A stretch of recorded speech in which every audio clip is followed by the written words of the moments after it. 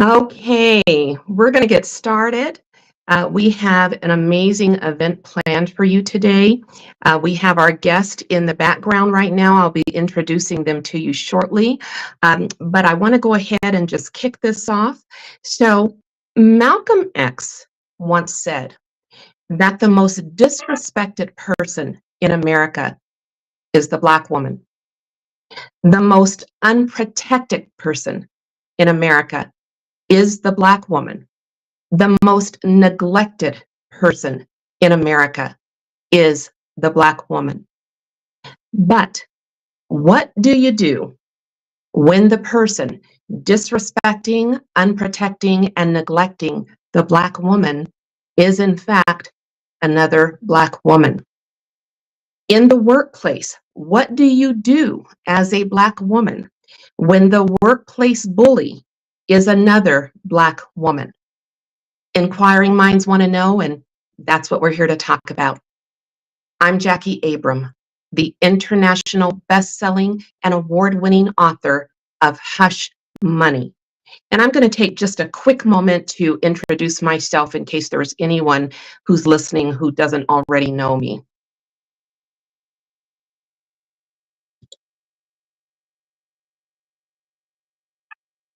So, because of the work I do, I have been featured in Forbes,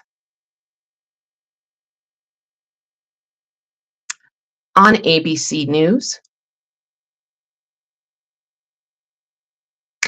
and on Spectrum News, among other platforms. Our Hush Money books have gone from country to country, starting out in the trunk of my car and then 7 months later, making it around the world to countries that I never even imagined had Black people. And so because of that, Hush Money is a #1 Amazon bestseller in Black and African American Christian fiction.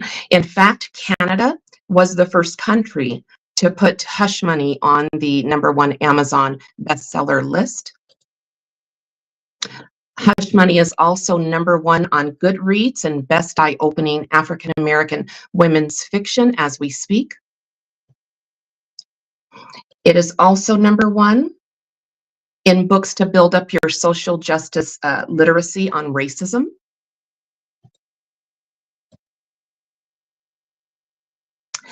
Hush Money is also the recipient of the Gold Medal for Social Issues Novels. This is just a huge, huge event, a huge accomplishment simply because, we're self-published authors. We didn't have a publishing house behind us. This is a book I wrote from a place of pain, sold from the trunk of my car with my daughter, Delilah and Deborah. And, 7 months later, like I said, not only was it making its way around the world, but it was issued the highest honor, the gold, that a book can receive. There are 3 books in the Hush Money series. Hush Money, How One Woman Proved Systemic Racism in Her Workplace and Kept Her Job. These are all based on my experiences in higher education. The second book in the series is Hush Money, The Cost of Being Black in Corporate America. And then the third book will be released this year.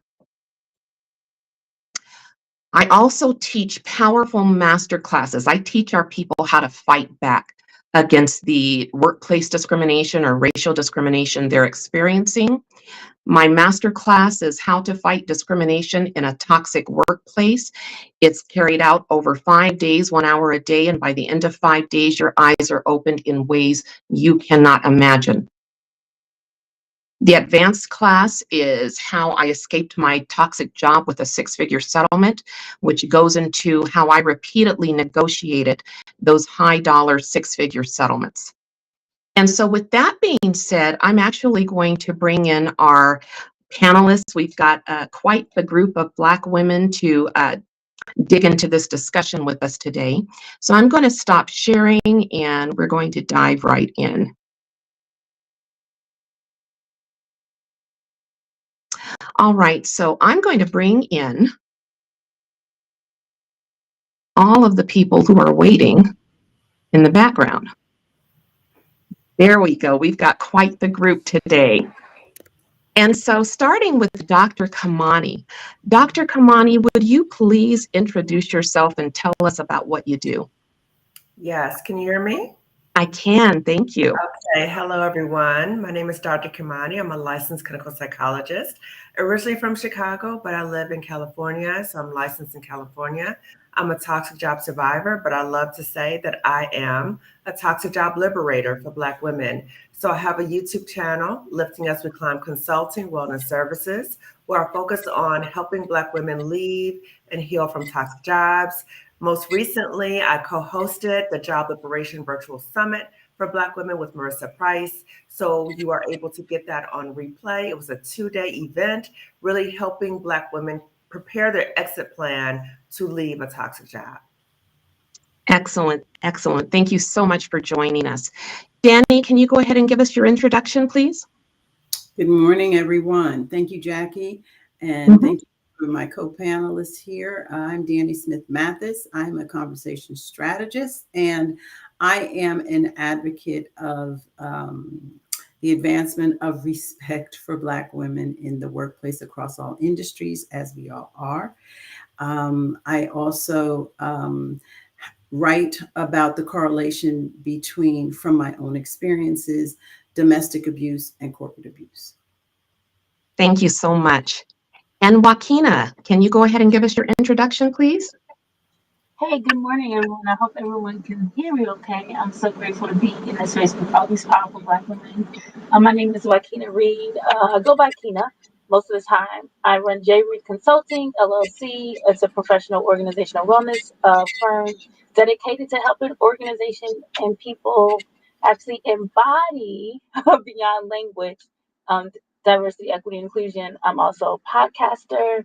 I have 2 podcasts, Divesting from Whiteness and the Please Say Black podcast. I also have a show on LinkedIn.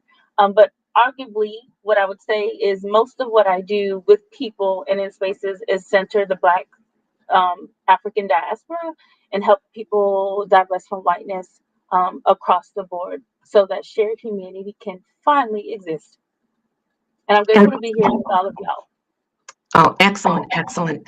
So I am super excited to dive into this conversation. You know, Dr. Kimani and I, we collaborate on many different things. And so when this topic came up repeatedly over the last year, you know, we got together and we said, you know, we really wanted to tackle it. And so I'm just so grateful to Dr. Kimani for not only amplifying my voice repeatedly on her platform, but also coming to my platform when I need her voice, because she brings quite a wealth of knowledge, as do you all.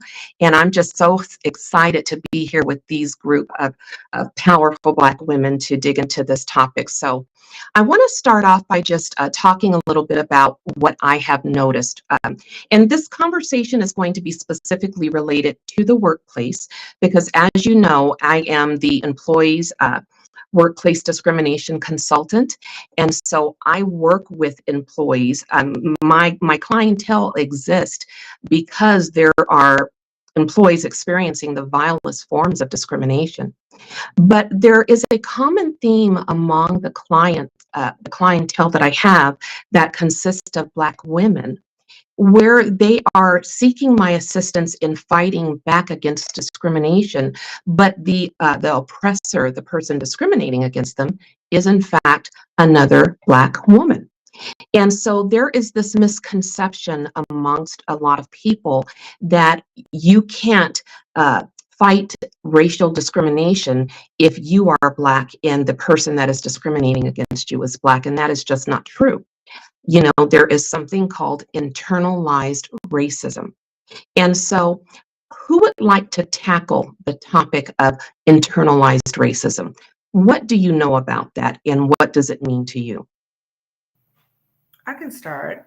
So first, I just want to say, to anyone listening to this conversation, that we're talking about a very sensitive issue that a lot of us have experienced. Us having this conversation is not to bash Black women. This is from a position of looking at what are the issues that are impacting our ability to work together, that we believe in sisterhood. And that's what hurts so much when we are harmed by another Black woman in the workplace. So I first want to say that.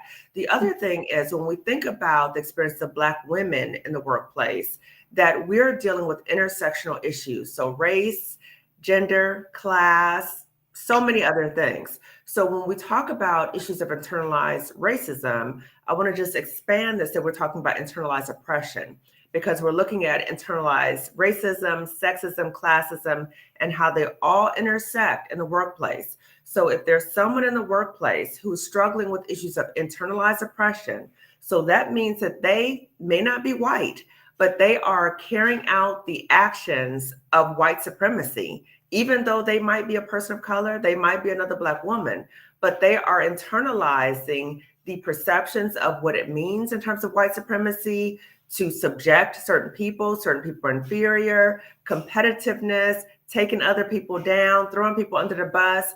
Those are the types of white supremacist behaviors that we see in terms of when Black women engage in this negative behavior towards one another in the workplace. Because if you look at the core level, there's such a degree of self-loathing, and another Black woman is seen as a threat. So she's seen as a threat, and she's seen as a mirror to oneself. So then she becomes a target of the negativity, which may throw some of us off, because as we come to the workplace, we might see another Black woman and we get excited. Hey girl, right? Like we're just excited because we have common histories. We're not all alike, but many of us have common histories. We have common experiences. We know how hard it is to get a job. We know how hard it is to live in society. So sometimes when we see another Black woman, we feel that sense of allegiance, alliance, and some degree of trust. And so when that trust is betrayed, that's when it is so painful. Absolutely. Absolutely. Danny or Joaquina, would you like to add to that? I don't want to necessarily add to the definition of internal racism, but I do want to kind of just expand on is something that Dr. Kimani said about like our intentionality behind this conversation, and like recognize that this conversation alone is actually proof about the ways that Black women and femmes actually do show up for each other, right? So I just want to make sure we highlight that more times than not, I am my most safest around other Black women. More times than not, I'm my most creative around other Black women, right? More times than not, I am my most joyful, right? And that's why I've also intentionally cultivated my life where majority of my collaboration and et cetera, include Black women for those reasons. So I just want to highlight that I don't want anyone to miss that that's the broader context, and I imagine in most of our experiences. So today we're talking about something that requires, I always tell people, you can't heal what you don't reveal. And so that's definitely why I think most of us showed up for this conversation, to reveal some habits and some norms that are counterculture to liberation and shared humanity. So there's so much work that's done every day, online, offline, in books, in libraries, all over the place, of Black women showing up for one another. So I just wanted to highlight that and make sure that that never leaves this conversation, right? Because we know all of us know how people take things out of context, and then it will all be on the news tomorrow for be like Black women don't help each other out, blah, blah, blah. And the devil is a lie. So I just want to make sure we highlight that very specifically. I love it. I love it. And it is all about sisterhood. That's why the four of us are here today, sharing our lived experiences, sharing what we did to get through those experiences, but also making sure that those that are currently experiencing what we experienced understand that we are here to validate their experiences, but also to give them hope. There are ways to not only deal with it, but to heal from it, okay? Very good. So with that being said, I'm going to talk a little bit about my experience. Now, anyone who's followed me has heard me say repeatedly that when I was working in higher education, many of my most horrific bosses were in fact Black women who upheld a white supremacist ideology. So that's touching on what Dr. Kimani said. And so when you think about how does a Black woman uphold a white supremacist ideology in the workplace, okay?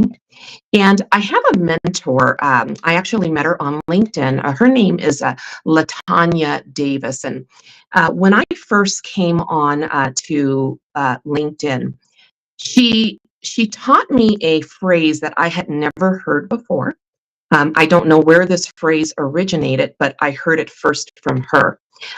She said, because I talked to her about my experiences in higher education, and she said, "You're talking about, crabs in a barrel." Has anyone on this panel heard that phrase before? Okay. Yes, ma'am. All right. Danny, do you want to go ahead and explain that to our audience, please? Well, I think I'd be surprised if the audience didn't already know what crabs in a barrel are. But I mean, if you think of crabs in a barrel, you just think of everybody trying to climb to the top and nobody getting there, really, because everybody's pulling everybody down. I mean, that's just what it is. But Jackie, before you go any further, would you mind if I go back to the original point before we go into the conversation? So from looking right here, and I don't know how many people there are in the audience right now, but it looked like I might be the OG of the group. And so what I want to say is put that in context. Number one, and I'm so thankful for what all of you have shared about what we were just talking about before Jackie segued a little bit, but I want to go back to that because it's important for me. I have not had the experience of being thrown under the bus by a Black woman. Not at the workplace. Okay. So I bring a little bit of a balance here. And I like that because it gives me puts me in an interesting position where I might be able to serve as a mediator at some point. Right. But here's what I do know. And if you know, you know, and if you don't, you should now after I speak about it. Black women are competitive against each other oftentimes because of what happens in our own community on the brown paper bag test, baby. And if you don't know what that is, back in the day, we're talking about 50s. I'm a baby boomer, okay? If you were darker than a brown paper bag, if your color of your skin was darker than the brown paper bag, you couldn't run in the Black elite circles. You had to form your own circles. And so you have to understand that as a family, and for us as Black people, our family is the extended family. It's not just your immediate family in your home. It's the mama next door because she could give you a spanking before your mama give you a spanking if you did something. That's right. In the street. Okay. But my point is this: we come up in the context of that. And the context of that has its own ramifications because what happens inside of the family, it's like a ripple on a pond outside into the community. And that community can be your workplace. That community is any industry in the workplace. We are not just talking corporate America here. We are talking everywhere. So this is the idea of the crabs in a basket now comes often because people like my shade and Jackie's shade, and I can't see everybody else's shade up here, but I know for a fact Jackie and I are pretty much the same shade. And I'm just talking real stuff. And whether you agree with this or not, have experiences or not, that does not mean that it's not true. This is what happens to us. We then get on an even level playing field because Jackie shows up in corporate America or in her work spot, and she shows up as a director, and I'm a manager, or I'm a manager and she's a director, but she's got the attitude towards me because I'm a darker Black skinned woman. I shouldn't have opportunity. That is nothing but supremacy. There is just supremacy, period. And so we can call it white supremacy, attitude of white supremacy, but it is what it is, Jackie. I just wanted to mention that. Oh, I appreciate that history. And, as you were speaking, wow, that took me back because you are absolutely right. I forgot about the brown paper bag. And, it's really sad. But if you think about just my own childhood, I mean, I have been very vocal about my horrifying high yellow dad. I have a dad who was high yellow, and anybody who was darker than him as a high yellow man, he didn't care for. And so it really does impact, like you said, our community. Mhm. So I want to take us. I'm sorry, can I add something? Because I want to add, I appreciate adding the historical context, right? Yes. Because we don't operate in a vacuum. And we look at our history as Black people, I would say around the world, not even in America, around the world. When we look at issues of white supremacy, it's touched every area of the globe. So we're all impacted by it. It might look a little different, but there's still the same patterns, there's still dynamics of oppression. So a few things I want to say.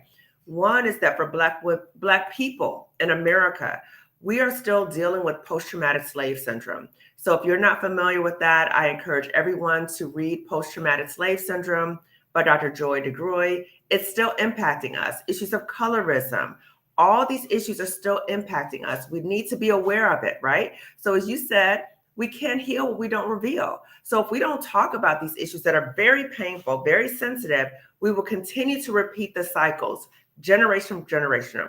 The other thing is, I want to quote Stephanie Perry, who says, a lot of what we're seeing, a lot of the dynamics we see in the workplace, a lot of the dynamics that we see in our families are fruit of the slavery tree. So a lot of things that we're seeing, the ramifications, the continuation, the divide and conquer, that is still happening. And we need to be more cognizant of it and be aware of, wait a minute, am I operating in ways that perpetuate that? Am I aware of that? And am I saying this to my children? What am I doing for my children? What am I modeling? We have to be very aware of these things. This is a form of psychological slavery. So we need to be aware of that so that we can disrupt this pattern. Absolutely. I mean, on point. Absolutely.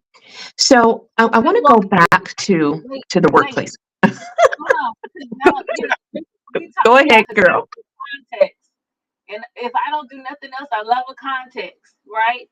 So I Oh, want to. I also wanted to say I love the fact that we are four people in the African diaspora who are going to share different language, different perspectives, and people who are not Black reckoning with that, right? Because we all know that sometimes people see us as a monolith, like we're all the same. If you know Jackie, you know Keena, if you get what I'm saying? So I love that we're creating this opportunity for people to get different perspectives. So the thing I want to, like the two things, and I'm so glad Dr. Kimani came in here talking about Dr. Joy, because that's definitely something that's been in my notes. When we think about the fact that the whole globe is anti-Black, right? Which is a premise that I will share out loud on Monday through Sunday, right? That means that the society we live in has been built on dehumanizing Black people, right? The people of Africa and her descendants, right? So right. I would argue that that's the starting point for how anybody comes in association with Black people, and that's also other Black people, right? So I also think it's important to recognize, like, when we're talking about racism, and if we're talking about it from a rather an institutional place or internalized, right? That's the structure of how we have created a hierarchy, right? But when we talk about anti-Blackness, we're talking about the inherent belief that Black people aren't even fully human, right? And so that's at the core of how many of Yes. these institutions and structures were even built, right? I tell people all the time, it wasn't racism that put enslaved people on boats. It was the anti-Blackness. It was, they're not human, therefore we could do whatever we want to. And so when I think about colorism, when I think about internalized racism, it all comes back to when we have been told that we're not human, right? Right. Then we don't know how to see the humanity in each other. Mm-hmm. And unless you intentionally learn how to do that, you're going to keep replicating systems, intergenerational trauma, multi-generational trauma, what Dr. Joy teaches us about. At some point, you have to actually sit down and be like, oh, what does my humanity mean? And what does the humanity of people who look like me mean? Right. And unfortunately, I think lots of people who look like us can spend their whole lives not asking themselves that reflective question. Yeah. No, I agree with you absolutely 100%. And guys, I mean, this conversation is fire. I'm just going to be honest. This conversation is liquid fire, okay? This is a conversation that has been needing to be had for so long. And I'm just so blessed that you guys are coming in here with the different perspectives and dynamics. And I mean, just wow, I'm completely blown away. And I know our audience is too, because that chat is lit up. I don't know I if you know. guys can see it, but it is lit up and I it's all see good. it. It's all good. I see it. It's like I'm sure we're And gonna get it's to all respond to good. some It's of the all things love. in the chat. Yeah. So I wanna talk about the workplace because I want to keep this conversation centered on the workplace because again, this is where most of the people, and I mean, I get the most gut-wrenching stories as the employee's workplace discrimination consultant. And the discrimination complaints I write, I mean, sometimes they are just so appalling that I have to walk away. I have to step away, decompress, and then come back to it. And so when you talk about the different ways that Black women who take on this role of the bully in the workplace, who are operating under a white supremacist ideology, and they have targeted a Black woman, and it could be a Black man because I get Black men who contact me as well with the same issue. But what are you seeing? Okay, I know what I see in the discrimination complaints that I'm drafting for all of these different folks. But what do you see? What are the types of ways that this shows up in the workplace? You know, I'll give you one example. It shows up in, and I just cringe honestly when I hear the term Black excellence. Okay, because not only do the racists, okay, hold you to a standard of Black excellence that's not applied to other folks, but then if you've got that Black woman who is the bully, she's actually holding you to an even higher standard than the racist. It's like she's being more brutal, more hard on you. And so that's something that impacted me in my career. And that's something that people are constantly sharing with me as they're becoming my client. So can you talk a little bit about your experience in that area? Let's start with Danny. Danny, I know that you wrote a book, and I believe you may touch on this in your book, but clarify that if I'm wrong, okay? So Jackie, I'm getting feedback. I don't know if anybody else is, but I think it goes back to what doctor says. That's been my experience. So now, again, my context of speaking is that I have not particularly been bullied by a Black woman in the workplace, but I have been bullied, and I've also seen Black women bully other Black women. And so, what to me that was. It is an internal disconnect with that person. Somebody's saying the feedback is very loud. I don't know why that is, Jackie. Not sure what that's about. But there's a deep disconnect in a Black woman's mind if she even feels like she has to denigrate, dismiss, or show out better than another Black woman in order to elevate herself. That's a deep psychological disconnect for me. And I choose not to associate with that. I choose to be mindful of it. I choose to see it as though it were like a snake in the grass. And that's what I call them, snakes in the grass. That's just real talk. No, and that's exactly what we need. Dr. Kimani, can you add to that? That was profound. That was really profound. I mean, So I was taking exactly. a number of notes. So in terms of things that I've observed and things that I've experienced. So I'm a toxic job survivor, but I also work with Black women as a therapist, as a coach. I just co-hosted the Job Liberation Virtual Summit for Black women, which you can get on replay. But these are some of the themes that I have heard, right, or have experienced. Gossiping. So the gossiping might look like, saying things about you, but saying like, oh, I think you should know, right? Or I just want to tell you about, did you know about so-and-so? Like just dropping inappropriate things about another Black woman in the workplace. And I just want to say to Black women, be very mindful of who you talk to in the workplace. do not share your personal business with people in the workplace. Keep it very, if you're okay with people knowing certain things about your personal life, that you have kids, that's fine.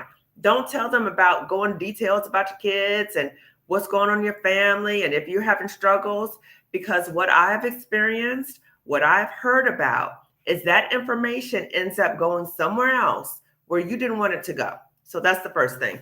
The second thing I've seen and I've experienced is when another Black woman would say, oh, I just want to tell you what they were saying about you, right? And so you need to be curious about that. So if people are talking about you in front of this other Black woman, and this other Black woman just keeps coming back and telling you what they're saying about you, be curious about that. Because first, why would they feel comfortable saying that in front of her, right? So you need to look at who's aligned with whom. And then the other thing is, well, why didn't she speak up for you? Okay, so that's another pattern.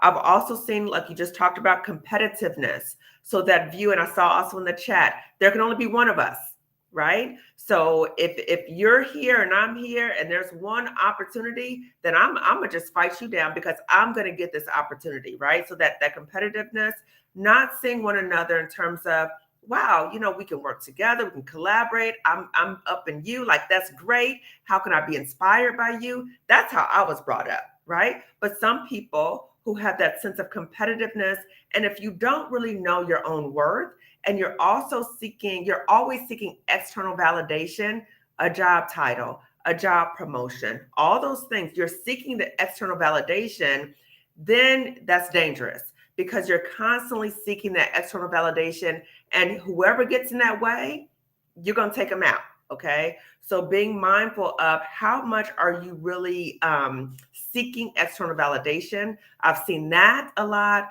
where some Black women really, there's like a fuse of their identity with their job title. So if they introduce themselves, they are talking about their job title. Hi, I'm Jackie. I'm da da da da. Right? Well, I didn't ask you what your profession is, but there's that connection. The other thing I've seen and experienced is the throwing under the bus.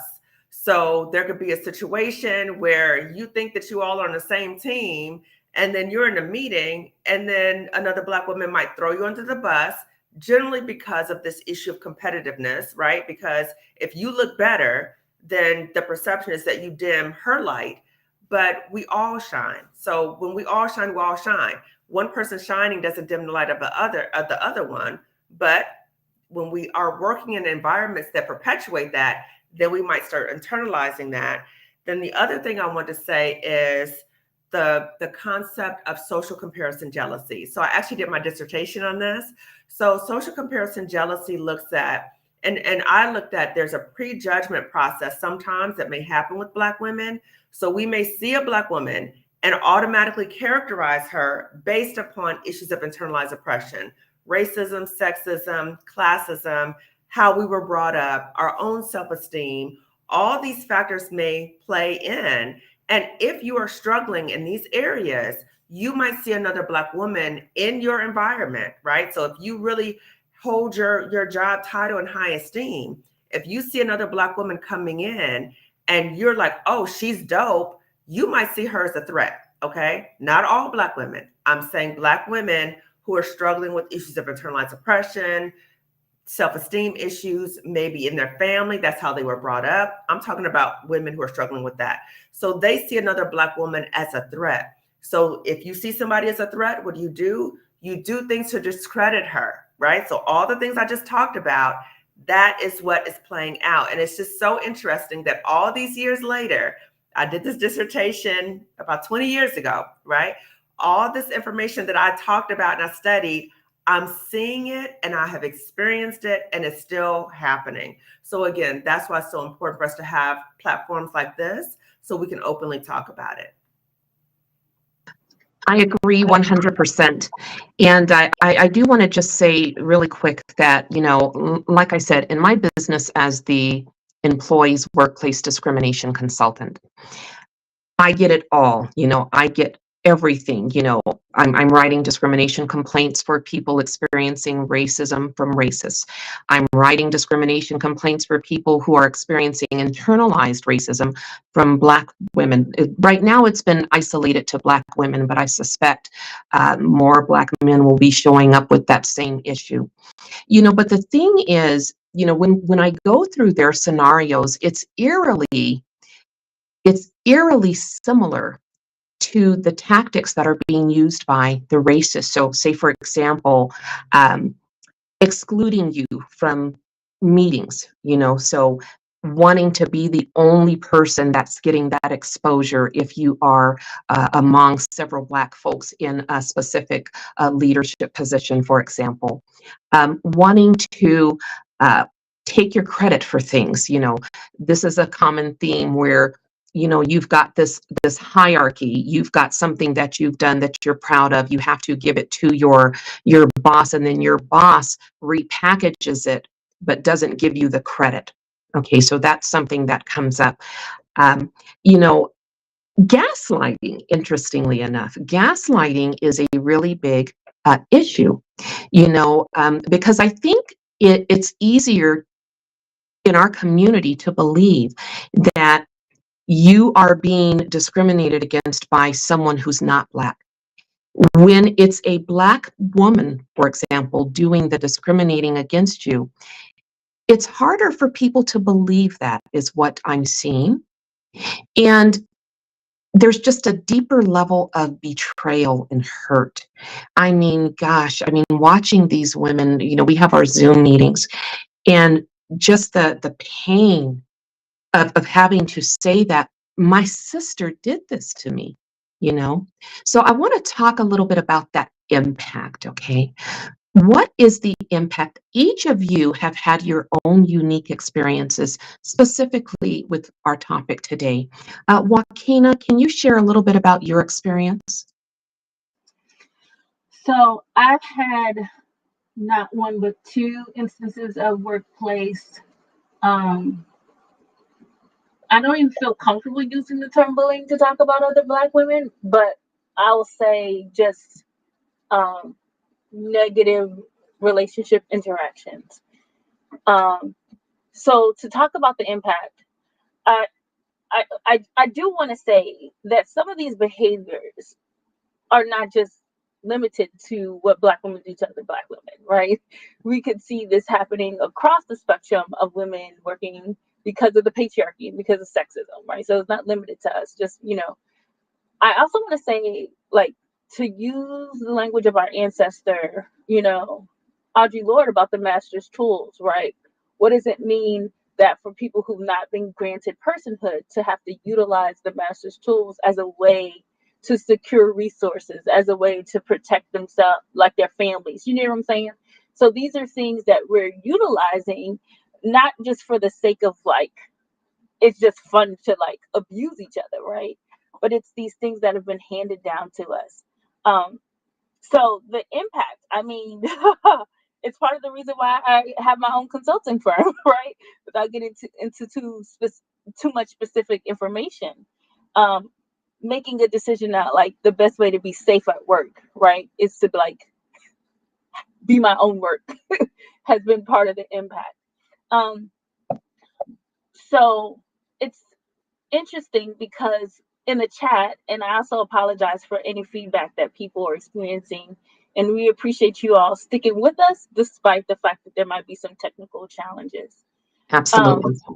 So in the chat, a couple people brought up magical Negro syndrome, and I wanted to speak to that in direct relationship to impact. And it's kind of a funny story, right? So, we see that concept, magical Negro.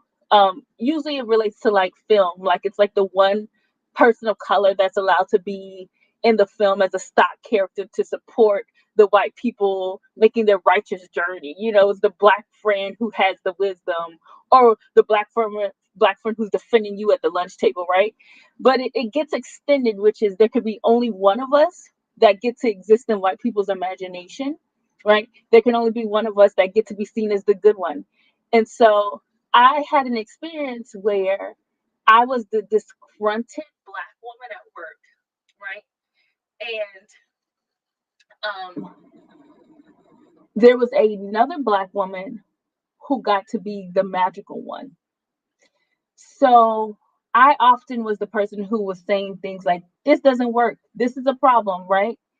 And sis would allow, like, would never chime in, never, never, never, never, never, right?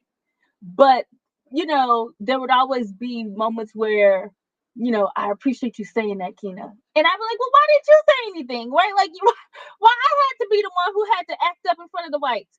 You know, it was little bitty things like that. And so fast forward, right? And I still didn't catch on to it. I still didn't catch on to it that I was the bad one and she was the good one, right? So there, shortly after the murder of George Floyd, my white supervisor, and the white part does matter, was going to fix racism. And was going to fix racism by creating a book club. Y'all done all heard the story. It just takes one book club to fix all the issues. And then, you know, the book was White Fragility by Robin DiAngelo. So I'm not going to be a partaker of that. No thanks, no way, right? I wasn't showing up at the book club. And so I kid you not, this is a woman who we didn't have any personal relationship, which was fine, right? There's only two of us, but okay. Okay, we don't have to be friends. And so she follows up with me and she's like, I noticed you've not been coming to the book club, Kina. And I'm like, and I won't, you know, like that ain't something I'm gonna do, and they ain't paying me for that. And she's like, well, you should go because they're asking me all these questions and stuff. And then it dawned on me, oh, wait, if I'm not in the space, then she doesn't get to be magical. She doesn't get to be the good one. I have to be there so she could be good. So I could say the shit the stuff that she's not saying. I was like the bad Negro shield, you know, right? And so the impact of that, of like feeling like I am the one who has to be the interrogator, right? That has stayed with me to the extent that sometimes I hesitate to share my truth because I don't want people to be using my truth, right, as a way to build up how they look in front of other folks, right? So that's one of the direct impacts, is like that lack of an affirmative relationship, but you're using me to make yourself look better in front of all these white folks. So little things like that can make you feel like I'm a problem, Right. right?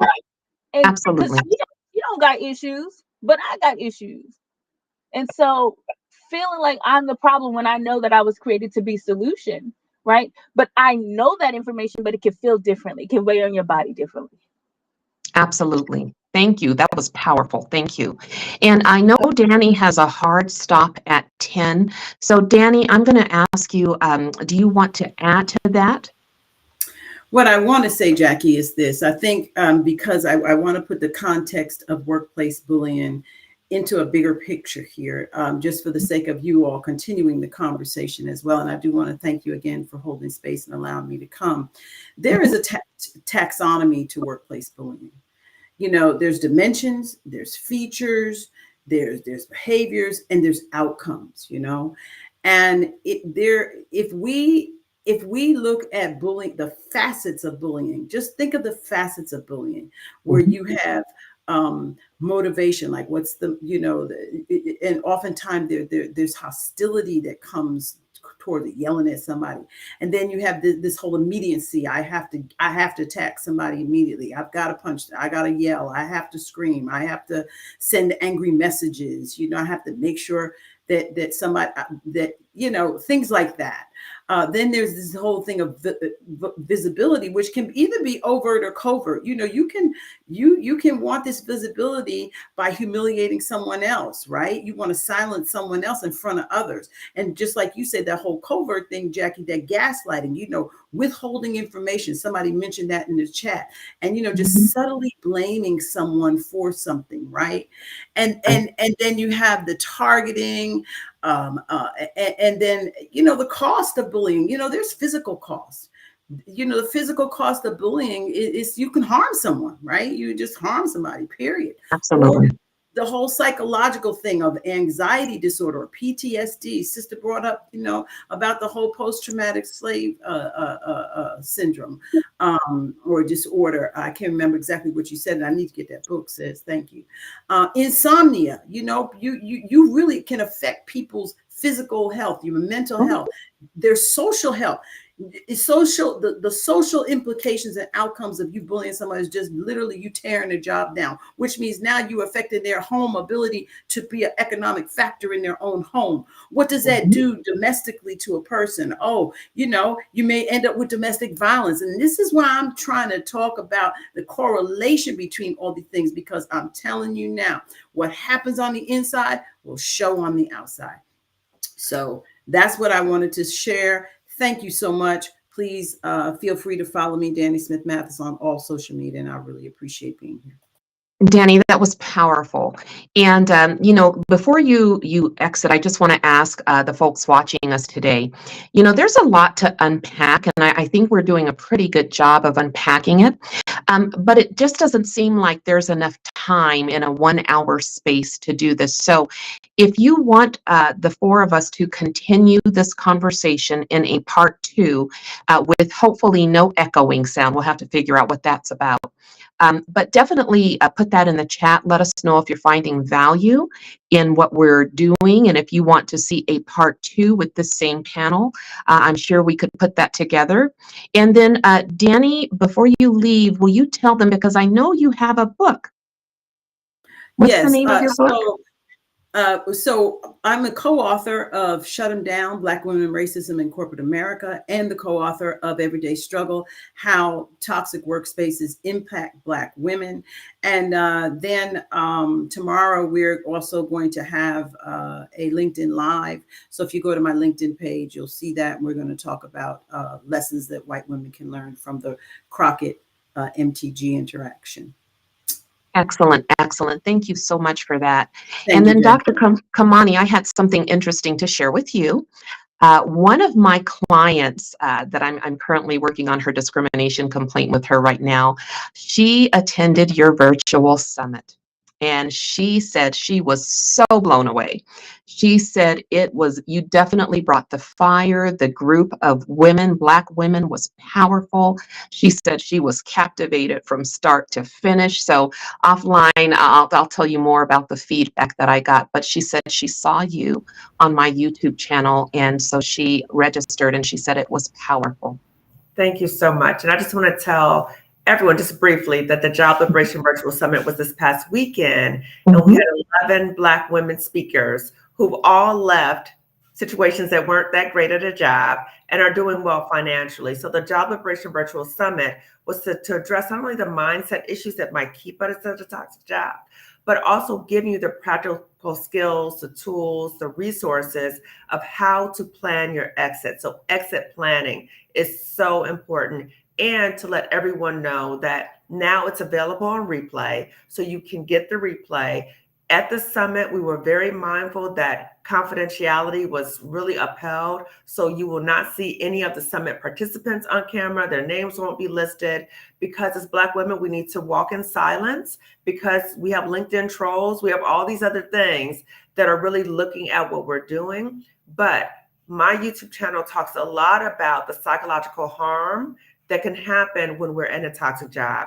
And we might tell some lies to ourselves about staying in environments that are harming us. And I appreciate the work that Jackie is doing, right? So you have the continuum of Black women. So you have Black women like me who are saying, if the job is harming you, let's plan an exit to get out, because your psychological safety, right?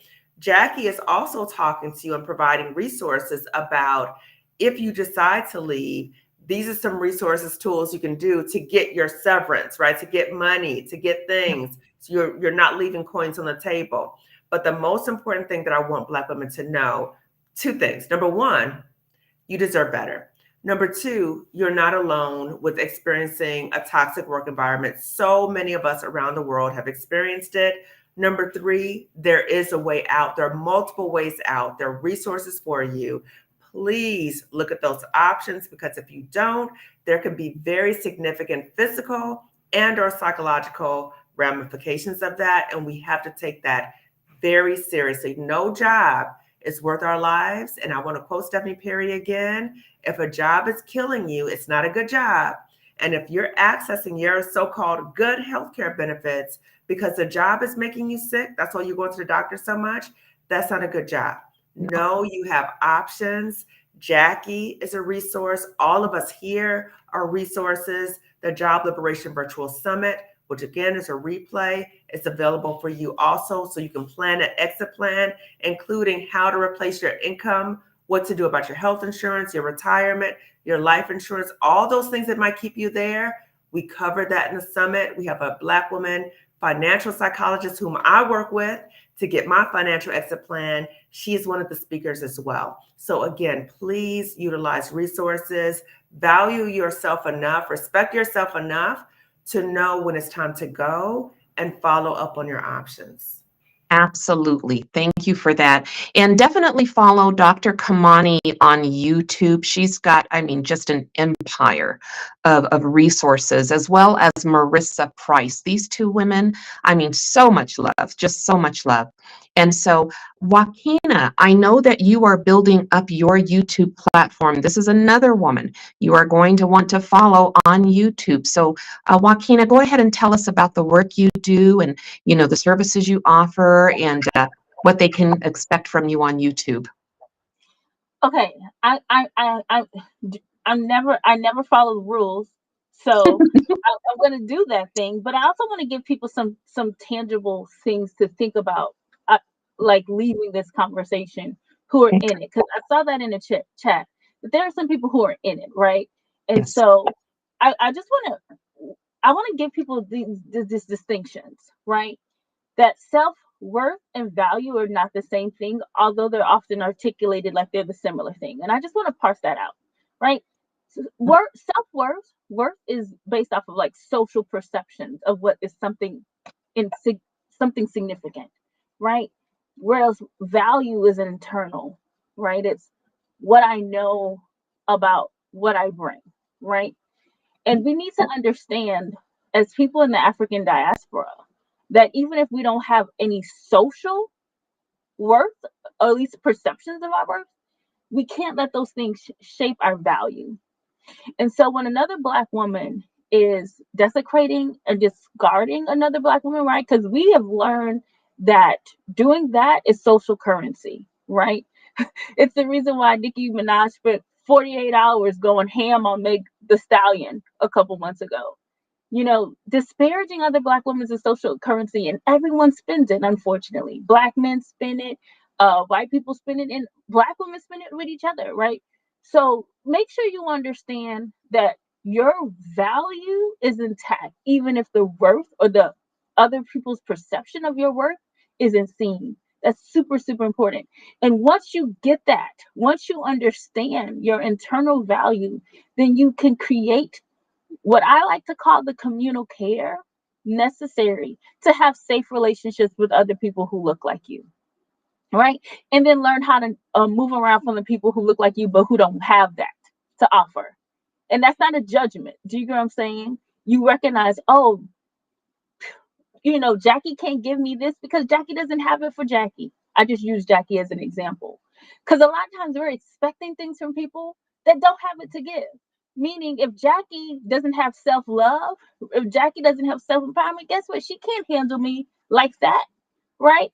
And then we can start to make different choices about how we move, how we collaborate, how we spend time with people who, again, relying on the master's tools to like exist and live in life. So that's just the thing I wanted to say. Now, back to how you can learn from me. I mean, I have a LinkedIn, YouTube, yes, actually a couple YouTube channels. I try to teach people that part of how we heal the world is centering Black folks, because Black people have been decentered and dehumanized, and you can't. How do my mom and them used to say, like, you got to get to the beginnings of a thing, right? If you don't catch that thing in Genesis, by the time we get to Revelation, it's a monster. That's my mama talking, y'all. So if we're going to heal ourselves, we have to learn how to honor Black folks. We have to learn how to see the value and the humanity of Black folks. Everyone needs to do that. But Black people definitely need to do it, because I think we assume we know these things, right? We assume that we know the truths about ourselves. And so we have to I think part of the healing goes back to going back and seeing things differently. So I do things teaching on anti-Blackness. I'm giving a virtual workshop on Juneteenth so people can understand that Abraham Lincoln didn't free the slaves, the slaves freed themselves. So those kind of things you have to reset, relearn, and internalize. People say, well, how do you get the strength and the courage to do X, Y, Z, Kina? Because I come from a stock of people who created astronomy, right? And I know that might seem oversimplified, but those are the kind of things I remind myself. Oh my gosh, I come from the people who created democracy. There is nothing I cannot move through, right? And knowing those kind of things gives me the courage to, when I experience other Black people who aren't safe for me, it's okay. They'll heal and we're going to keep it moving. So I do think it is a really important thing to do, is to resource yourself to see your actual value in relationship to where and how we're connected to this larger collective that is powerful, that is transformative. I tell Black people are gifts. We truly are. And so knowing that about oneself can help you, and it can help you use the strategies to determine, okay, how do I negotiate my experience in a world that's not treating me as such? And if you don't figure it out how to do that, then that's when you replicate harm to other folks who look just like you. So again, yes, I'm on IG, Divesting from Whiteness, the Anti-Blackness Reader Project. I'm on YouTube, those same handles. For Black folks in particular, in 2016, I tell people I'm recovering. I was very invested in whiteness as a way to survive higher education. So I teach all types of people, but particularly Black folks, how to divest from whiteness. That's a thing we have to learn. All right. So feel free to follow me with all of those handles, and feel free to check out my next virtual workshop for Juneteenth, which again, I teach people Abraham Lincoln didn't free the slaves. Don't go around. Stop saying that. Stop telling white lies. Thank you so much. Awesome. I love it. I love it. And Dr. Kimani, before I go into the services that I offer, did we touch on the services that you offer? Yes. So thank you again. I have to say something else because all this stuff comes up, but I'll be very brief. Okay. Oh, you go right ahead. Okay. So when we think about centering whiteness and survival, right? We know as Black people, we have to navigate through these spaces. But the danger is when we start thinking that we're the magical Negro, and we start internalizing that and then saying, I got to put down other Black people, other Black women, because guess what? You are being used as a pawn. You are a pawn of white supremacy. And if you don't recognize that, you're in trouble, because at some point it's going to come back and it's going to get you too. So you might think, oh, I know how to play them. I know how to play the game. No, you will get it at some point because the game is rigged. There's no winning in this game. So if we say to ourselves as Black women, I'm going to try to stay here, I'm going to fight these people, you're going to lose. You're going to lose physically and or psychologically, and you won't win anything. The game is rigged. Okay. So I want to say that, right? And we talked about, why Black women might engage in this behavior. As Black people, we constantly get so many negative social messages about what does it mean to be a Black person.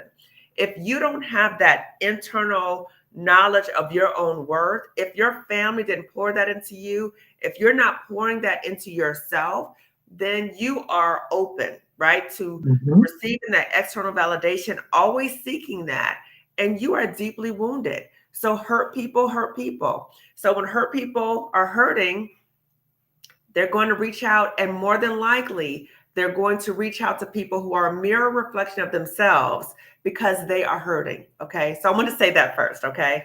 So in terms of services that I offer, I have my YouTube channel. I generally come on every Sunday, 5 p.m. Pacific time, live, talking about another Black woman with her about ways to leave and heal from a toxic job, because I don't want people just to see and hear from me. I want you to hear from so many Black women who have left a toxic job and are doing well, telling you how to do it. Because when you're in the situation, you might feel like, I can't leave, I'm scared, my mama telling me I can't go, all that other kind of stuff. But this is a community of Black women coming together, sharing information with you, showing you how to go. Okay. So that's my YouTube channel, Lifting as We Climb Consulting, Wellness Services. Again, every Sunday, 5 p.m. Pacific time, because Sunday, 5 p.m. Pacific time was the worst day of the week for me when I was at that toxic job, because I kept thinking, oh my God, I got to go back. Okay. So my YouTube channel. The other thing is the Job Liberation Virtual Summit for Black women, which was phenomenal. Okay. So we had over 300 Black women in the room. Okay. And we were teaching Black women about the practical skills of how to lead. So you can get the replay. You can also gift a Black woman the replay. And I'm so happy to share that we had Black women who donated so that other Black women could come. So we had Black women who were sponsored to come to the summit, and all of our other sponsors were Black women-owned businesses. So the Job Liberation Virtual Summit, again, you can get the replay, which will be in the description section.